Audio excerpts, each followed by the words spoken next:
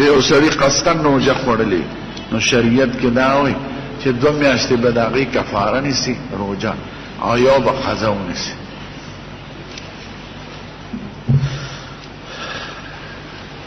که بیا دې مړ شو پاتې پې نو یو مړی به ازادۍ یا داسې حالت پې راغی چې روژې نشي نیوی نو مړی به مړی چېرته دی نو بیا د شپېتو مسکینانو ته ډوډۍ ورکړي 2 وخته یو مسکین دی یا د هغې په حساب دی غنم ورکړي نو 80 کیلو نه 6 کیلو جوړ شو 6 کیلو غنم یا د هغې پیسې او دا د هغه چا دپاره حکم دی چې روژه نشي نیوی.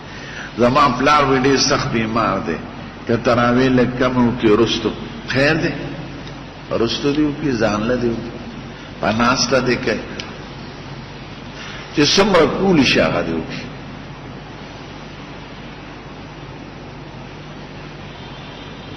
تراویح 6 رکعاته دی او دا سنت دی او قرآن شریف پکې ویل ثواب دی. که چا په جمع تراویحونه کې د عذر د وجې نه یا ځان لمونځ اوږد کولی شي تلاوت پکې کولی شي نو ښه ځان له دې وکړي او قصدن د جمع نه پرېږدي. که ځان له تلاوت پکې ډېر کولی شي ډېره ښه یا ځان له کور پسې ځان پسې زنانه ودرئ ماشومان ودرئ چې د هغې جمع وشي نو ډېره ښه ده که ځان نه کوي.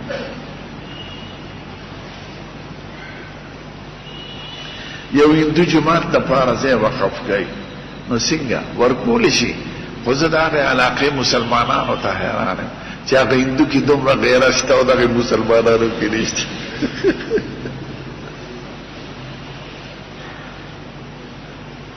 کېږي هندو خیرات او صدقې کولی شي او د دې په وجه به عذاب پې اسانېږي.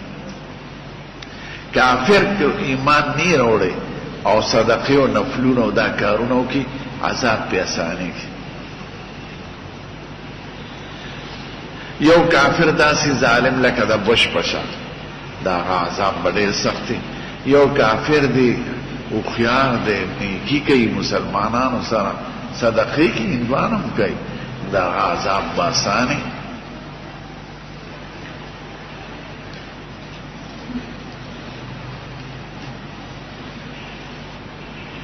چاوی بیر بزعا په حرم شریف مدینه منورې نه شمال مغرب ته و په هغه اوس تقریبا دغه شوی دی. زموږ زمانه کې هغه کوي مو زه ورغلی مو بم مسکلې د هغې هغه د کور په احاطه کې هغه اوس بیا بدل شو نو بیا په هغه د یو بې مطافې ورته وي د فید بریګیډ واله چې یو لوی مرکز جوړ شو. اوس هغه لږ ځای پاتې دی هلته اسپتال جوړ شوی دی څه ځای کې اسپتال مسوار شو نو هغه حرم شریف سره نږدې مغرب شمال طرف ته راځي خو عام خلک هغه ځای نه پېژني ځکه نه کوی پاتې دی نه څه بل څه پاتې دی ټول نشانات ختم دی. ما ته ځای معلوم دی مغرب شمال ته څوک وایي قرآن شریف په زوره وایي چې نورو خلقو ته تکلیف رسوي دا ښه کار نه دی. عبادت به داسې نه کوی چې بل ته تکلیف دا زیاتی عبادتونه خو ثواب او نفل وي او بل ته تکلیف رسول حرام او جرم دی نو داسې ثواب کار مه کوئ چې هغې نه د ګناه زیاته راشي او ګناه زیاته ده د هغې ثواب تلاوت ځان له کوئ په پټه کوئ په خاموشي ټیک ته چې څوک نه یا په دشته کې روانې نو دومره ویلی شي په زوره لږ خو بل ته به تکلیف نه راسه.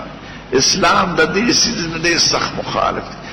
حضور پاک وایي مسلمان هغه شخص ته وایي چې بل مسلمان د هغه د لاس او د ژبې او د خپې نه محفوظ وي. نو مسلم وایي دی ته نو چاته په ژبه تکلیف رسول په لو فکرو کې اعلانات د مړو په زوره درود شریف ویلی ذکر کول بې وخته وعظونه کول دي اوږده د نعتونه ویل چې خلک د خوب وباسي دا ټول په دغې تکلیف کې راځي. نعتونه وایه وعظ کوئ ذکر کوئ خو خپله احاطه کې دننه کوئ جماعت د بار چاته تکلیف مه رسوئ کنې بیا د ثواب نه ګناه ډېره ده.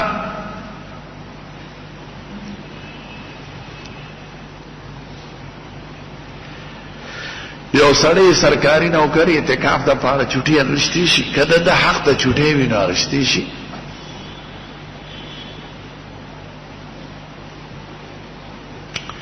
که جماعت سره نږدې سکول وي نو سکول ډیوټي نه تلی شي نه.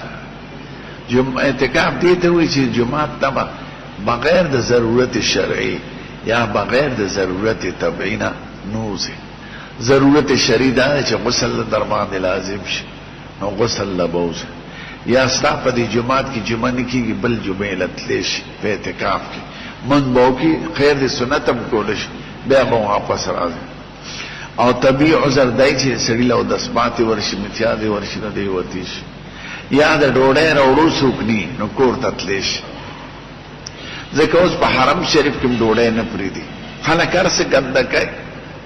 پخوا خو دومره خلک نو، اوس نه پرېږدي، صرف هغه روژه ماتې وخت کې هغه شربت یا چې سي هغه پرېږدي چیو کاوه. او دواړو حرمینو کې ډوډۍ له خلک بار ته ځي نو اعتکاف والا بار ته وتی شي خو د ډوډۍ دپاره یا د اودس ماتې د ضرورت دپاره. هسې به نوځي. البته که دننه جومات کې دی چاته سبق ښیي د سکول یا د بل څه نو خیر دی، جومات کې دننه کار کولی شي، خو جومات د دنیا د کار دپاره استعمالول شریعت نه خوښوي. لکه یو درزي وي او جومات کې درزیتوب کوي نو دا ښه کار نه دی. او که نه د جومات د څوکۍ دپاره مقرر و خو دوی وایي هسې ناست یم نو دا جامې هم ګنډم نو خیر دی. که د حکومت نوکر او هغه وخت کې ستا کار نه نو تلاوت او ذکر کولی شي، او که نه کار دی وي سرکاري او ته سرکاري کار پرېږدې او تلاوت او ذکر کې مشغولیږي نو دا ګناهګار یې، ځکه ستا اوقات په حکومت خرڅ دي.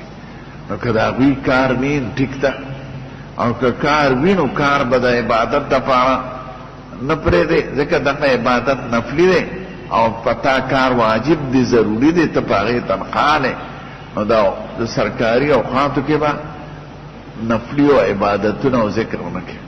او که نی کار فرض که ته تیار یې خو کار نه راځي، داسې کار یې چې تا ته نو خیر دی بیا کولی شي. درود شریف ووایه. اللهم صل علی حبیبک وسلم. دعا کې چې خدای پاک دا رمضان زموږ دپاره د خیر او برکت ذریعه وګرځوي. خدای زموږ دا ناقص عبادتونه او رواجي عبادتونه په خپل دربار کې په اخلاص قبول کړي.